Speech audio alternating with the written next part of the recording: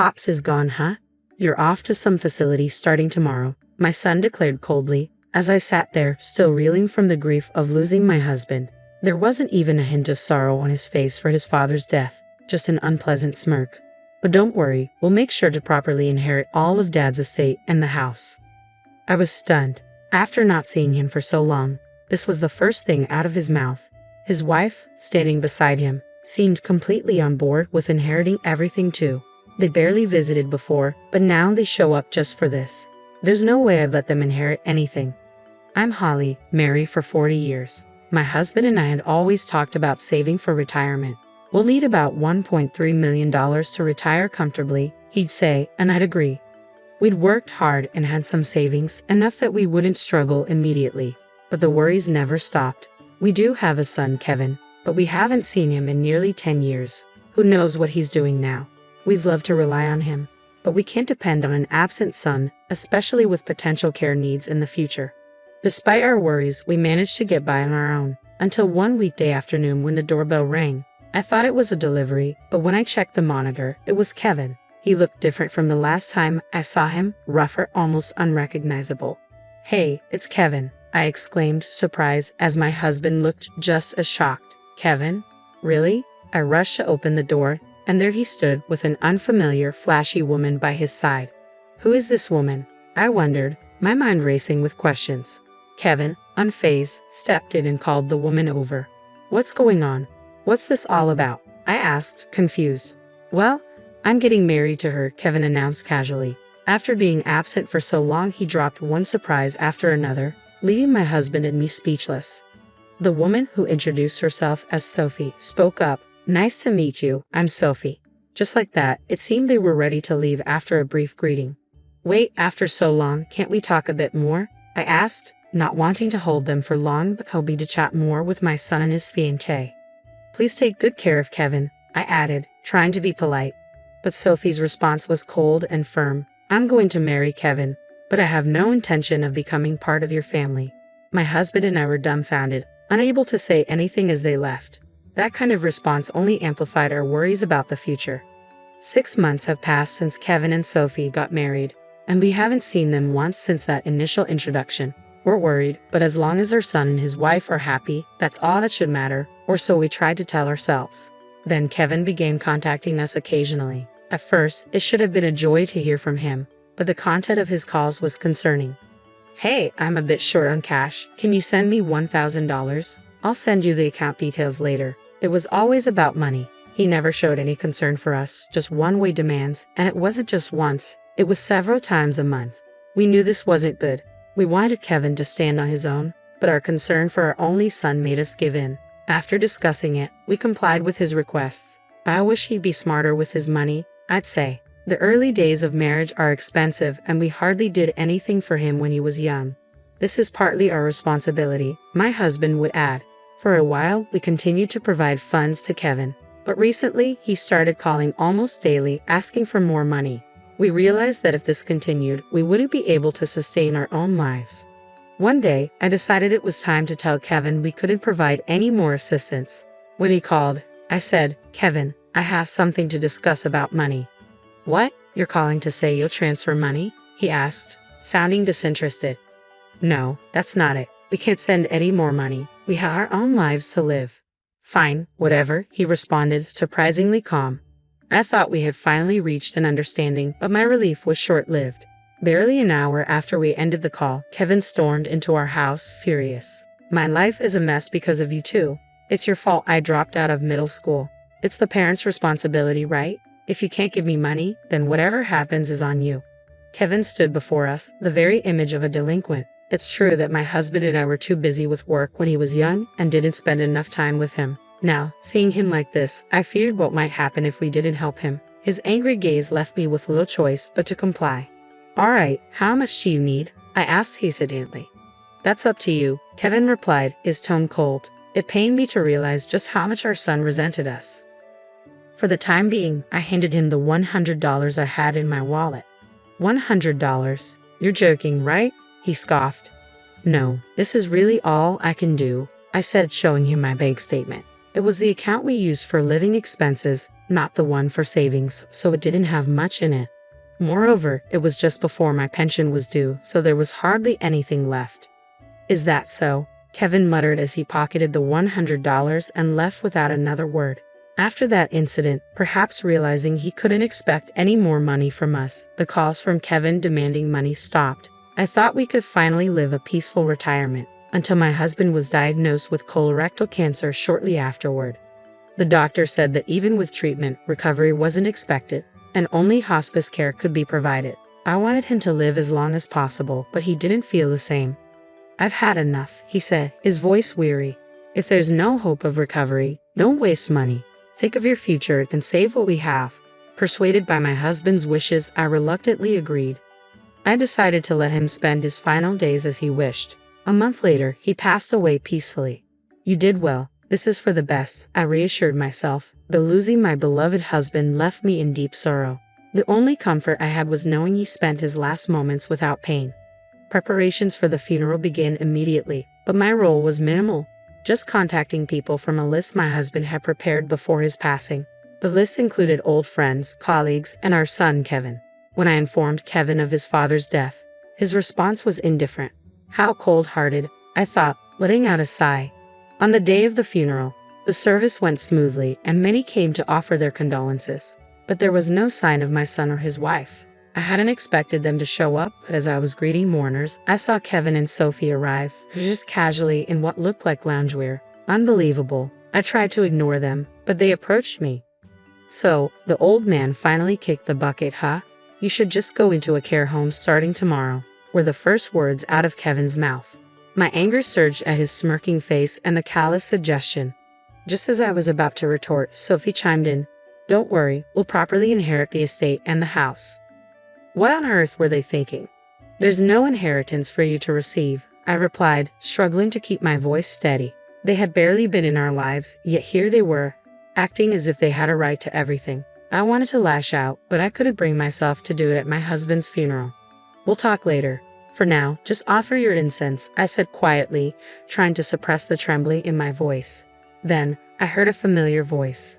Same as always, said Mr. Smith, an old friend of my husband's and, as it turned out, a lawyer. He might know something about this inheritance issue. When I briefly explained the situation to him, he assured me he would help me disinherit Kevin. After the ceremony ended and the mourners had left, only Mr. Smith, my son, his wife, and I remained at the funeral parlor. Did Dad leave a $2 million inheritance? Give it to us, quickly, Kevin demanded, smirking as usual while Sophie looked on expectantly. They must have thought they were entitled to everything, but I had no intention of giving them a cent. I'll make this clear, you won't be getting any inheritance, I stated firmly. Kevin, stunned by my words, reacted with anger. What? You've got to be joking. That's impossible, you can't do that. You think it's not allowed, I replied calmly. Why don't we confirm with Mr. Smith here? I've already left the inheritance matters in his hands, so it's out of mine. Kevin scoffed dismissively. What are you even saying? I don't care about some irrelevant old man. His vulgar language made me feel a deep shame, regretting that I had raised a son who would argue about inheritance at his father's funeral. Disgusted by his attitude, I turned to Mr. Smith and asked, please explain the situation. Of course, Mr. Smith began. Kevin, do you remember me? I don't know you. Who the hell are you? Kevin snapped, his tone aggressive. Mr. Smith remained calm and undisturbed. That's a shame. We used to play together when you were little. Kevin, uninterested in past memories, demanded, so what? You're here to talk about Dad's estate, right? I'm the one who'll inherit it. When Kevin returned to the topic of inheritance, Mr. Smith's expression sharpened. Kevin, you have no right to inherit. What? What nonsense are you spouting? Kevin shot back. Remember your delinquent behavior as a teenager that involved the police, Mr. Smith continued. And as an adult, you accumulated significant debt without your mother's knowledge, which your father had to repay. I know everything. I had just learned these details from Mr. Smith, aware of Kevin's past misdeeds, but completely blindsided by the massive debt he had created, which my husband had quietly covered. So what? Kevin spat. It's a parent's duty to take care of their child. Besides, there's no doubt I'm his son, so naturally, I have a right to the inheritance. Kevin moved toward Mr. Smith in a rage, with Sophie equally furious by his side. It's impossible that Kevin doesn't have any inheritance rights. Everyone knows a person's own child would have rights. Are you a real lawyer, or is that just a lie? She demanded. Their loud arguments drew the attention of the funeral parlor's security guards, who rushed over in a panic. Is there a problem here? One of the guards asked, trying to calm them down as he approached me for details. I felt embarrassed to have others involved in this family conflict.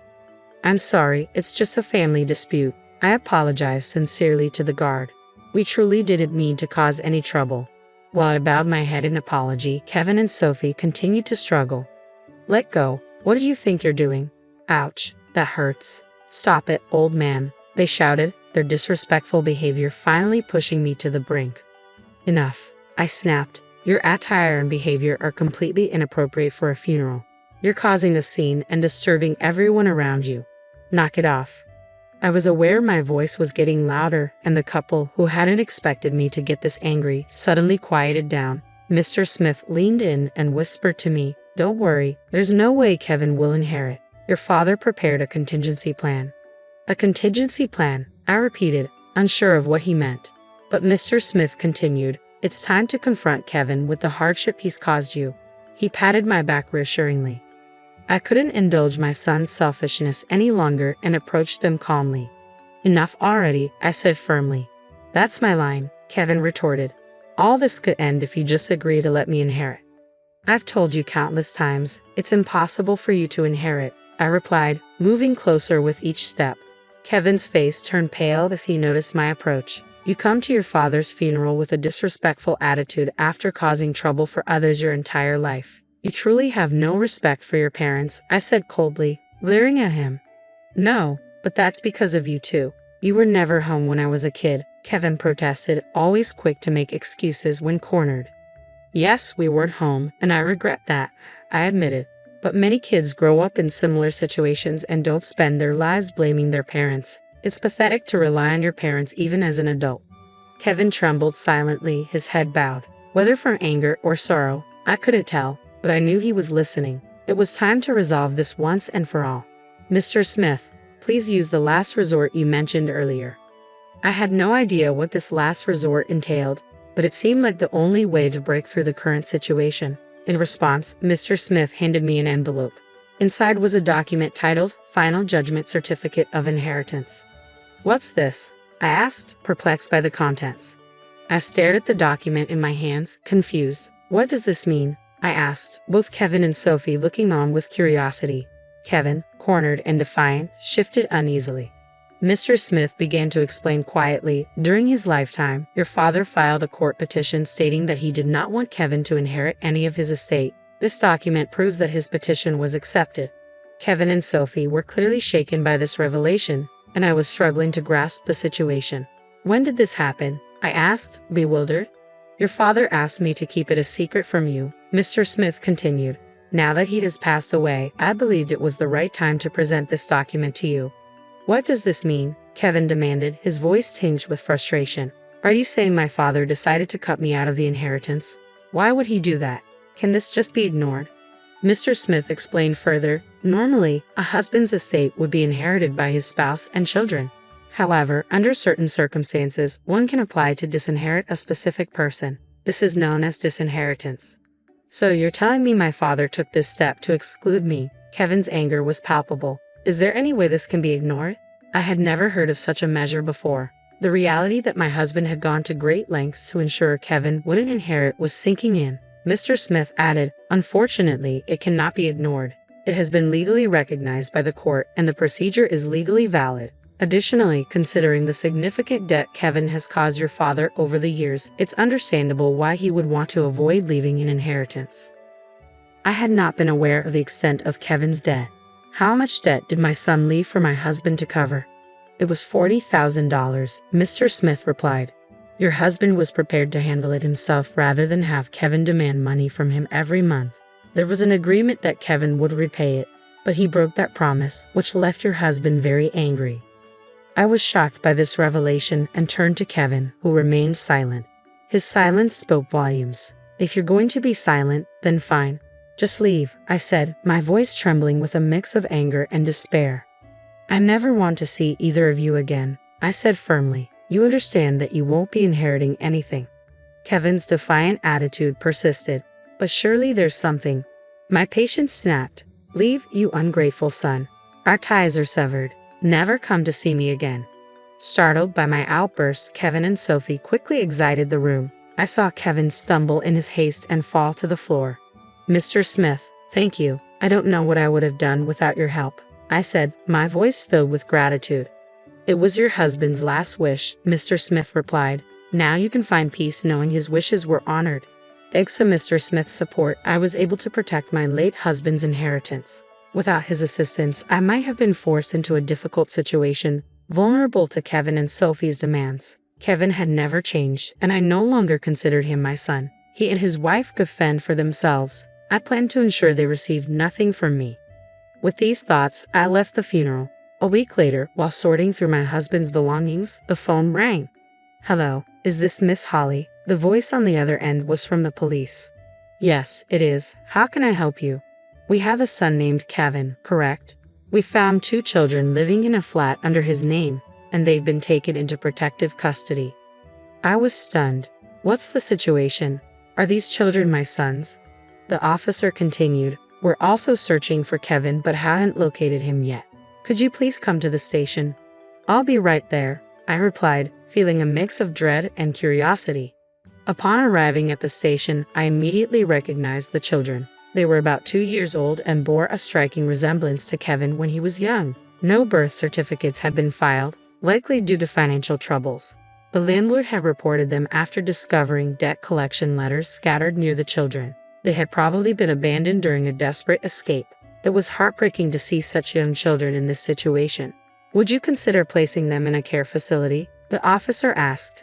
No, I'll take them in, I responded immediately.